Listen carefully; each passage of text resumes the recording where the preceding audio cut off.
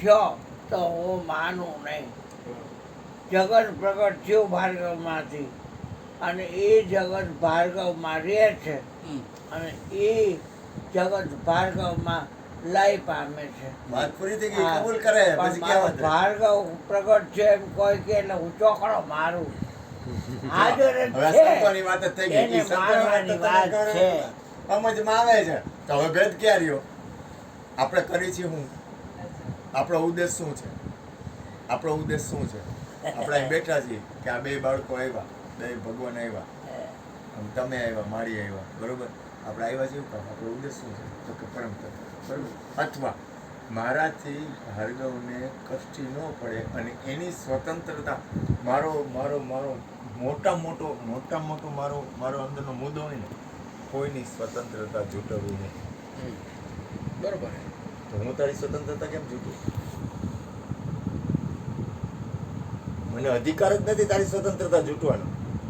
અને આ અંદરથી તું આવે પેલા પૂરી વાત સાંભળ. મને તારી તો- કોઈ પણ જાતની સ્વતંત્રતા, આજે આ ભાઈ છે જયેશભાઈ, તો જયેશભાઈ તો સત્સંગી છે ને, આ ભાર્ગવ ઉપર તો મારે અધિકાર છે ને. ભાર્ગવને પૂછી લે, મારી જિંદગીમાં મેં ભાર્ગવની ક્યારે સ્વતંત્રતા જોઈ છું? સમજાય? કારણ કે મહાપુરુષ કે સંત કે કોઈ સમજુ માણસ હોય ને, એ સમજુ માણસ કોઈ દિવસ કોઈની સ્વતંત્રતા જૂટવે નહીં.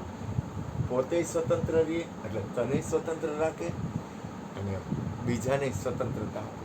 એ મહાપુરુષનું પ્રથમ લક્ષણ છે. સમજાય હું કહેવા માંગુ? સત્સંગ આખો મારો ઈ હતો, સમજાઈ જાય તો ભલે એમ નથી કેતો તું હજી આ સાંભળ. અહંકારવાળો જે ભલે સત્સંગ તારા ઈ એમ નો હતો ને, સમજાય. ઈ કયો હતો?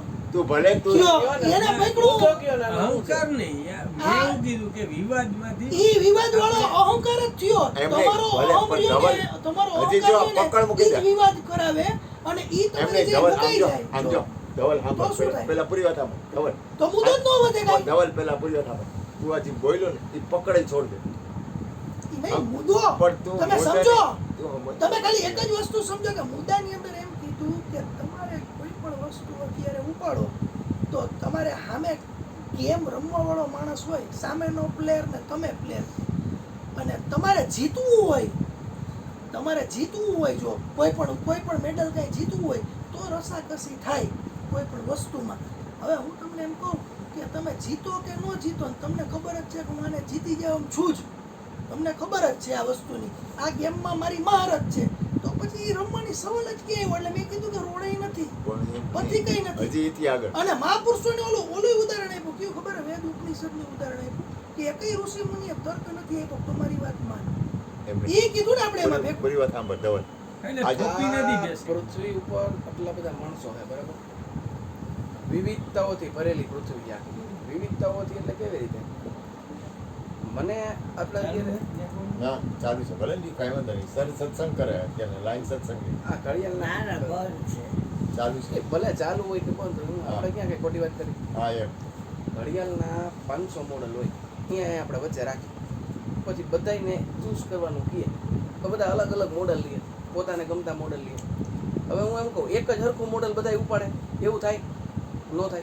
તો બધાયના મન અલગ અલગ ટાઈપના, બધાની અલગ અલગ વિવિધતા. પસંદગી. હવે આપણે શું કરવા માંગીએ છીએ કે મોટા મહાપુરુષ હોય ને એમાંય થોડાક લક્ષણો આવા હોય કે એ એમ કે આ પંથરીઓ નિહારો, સ્વામિનારાયણમાં જાઓ તો એમ કહે કે એ હારો. આ ગીતાજીની જ વાત કરીએ તો એ એમ કહે કે કૃષ્ણ એમ કીધું હું આમાં છું. હવે આ કૃષ્ણજી વાળું રહ્યું ને એ ટર્કીમાં જાઓ, તુર્કીમાં ત્યાં જઈને કહો તો કે એ કોણ કહે હું આમાં, મને કાંઈ ખબર નથી. કોઈક અજાણ્યો માણસ કહે ને બદલ્યું વાંધો નહીં. એમાં સામેવાળા